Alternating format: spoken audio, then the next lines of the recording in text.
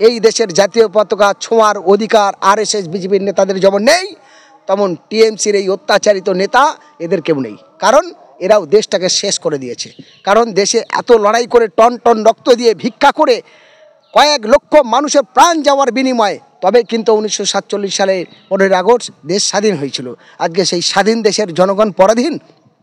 যদি স্বাধীন হয় তাহলে একটা মানুষের স্বাধীনতাভাবে তার গণতান্ত্রিক অধিকার কেন প্রয়োগ করতে পারবে না?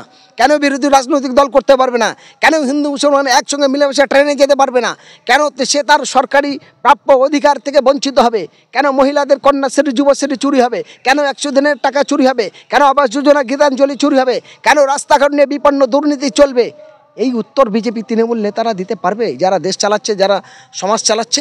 আজ 79তম স্বাধীনতা দিবস, অর্থাৎ ইংরেজ ব্রিটিশ সাম্রাজ্যবাদরা যখন আমাদের ভারত দখল করেছিল, সেই সময় ভারতের উপরে হিন্দু মুসলমান দলিত আদিবাসী সহ সমস্ত মানুষের উপরে একাধিক অত্যাচার, খুন, ধর্ষণ, মা বোনেদের ইজ্জত লণ্ঠন প্রতিনিয়ত চলেছে। সে সময় এই দেশের মানুষ বড় পরাধীন হয়েছিলেন। সেই কারণে তখন বেশ কিছু মুসলমান সংখ্যা মানুষ তারা হিন্দু দলিত আদিবাসী সহ পণ্ডিতদের কাছে গিয়ে বলেছিল, আসুন সবাই একসঙ্গে কাঁধে কাঁধ মিলে লড়াই করি। তখন পণ্ডিত গান্ধীজিরা বলেছিলেন, দেশের হয়ে যে লড়াই করব ইংরেজ ব্রিটিশ সেনাদের বিরুদ্ধে, সেই অর্থ কোথায় পাবো?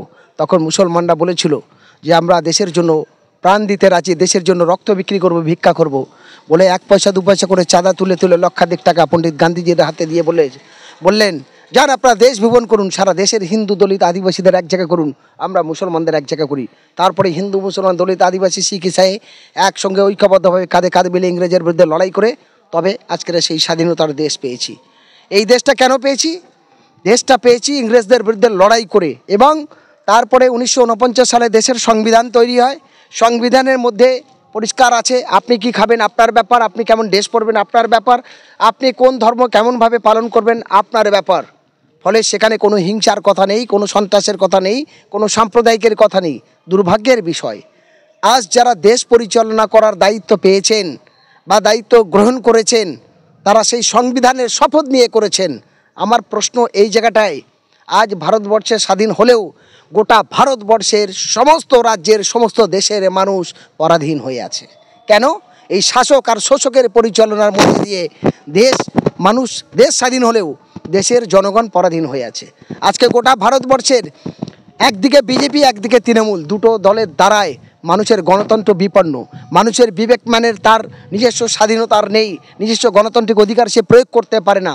কারণ সে তার ইচ্ছা আছে কিছু করবে, যদি একটা ভালো কোনো কাজ করে তাদেরকে মারা হচ্ছে, তাদের ঘরবাড়ি লুটপাট করা হচ্ছে, বিরোধী রাজনৈতিক দল করার কারণে মারা হচ্ছে। আপনি দেখুন বিজেপি কি করছে, জয় শ্রীরামের নাম করে হিন্দু মুসলমানের প্রত্যেক দিন দাঙ্গা লাগাচ্ছে, মুসলমানদের পিটিয়ে মারা হচ্ছে, কান কেটে দেওয়া হচ্ছে, জিভ কেটে দেওয়া হচ্ছে, মুন্ডু কেটে আলাদা করা হচ্ছে, বাচ্চা মেয়েকে ধর্ষণ করে তাকে খুন করা হচ্ছে। তাহলে কিসের স্বাধীন? আজকে সেই নেতারা, বিজেপির নেতারা জাতীয় পতাকায় হাত দিয়ে এই পতাকাটাকে কলঙ্কিত করছে, দেশের সংবিধানকে কলঙ্কিত করছে, দেশের মান মর্যাদাকে মাটি মিশিয়ে দিচ্ছে। আজকে টিএমসির নেতারা দেখুন, আইএসএফ করার অপরাধে তাদেরকে মঞ্চ ভেঙে দেওয়া হচ্ছে, তাদের পিটানো হচ্ছে, বিরোধী রাজনৈতিক দল কারণে ভোট লুট করতে গিয়ে তাদের গুলি করে দেওয়া হচ্ছে, খুন করে দেওয়া হচ্ছে, মহিলাদের ট্রেনে ঘর থেকে হিঁচড়ে বার করা হচ্ছে, বাজারে রাস্তাঘাটে অপমানিত করা হচ্ছে। অর্থগতি ক্ষমতার লোভের জন্য যারা দেশের সংবিধান মানে না, যারা দেশের গণতন্ত্র মানে না, যারা তাদের এই ভারতের জাতীয় পতাকা ছোঁয়ার কোনো অধিকার নেই।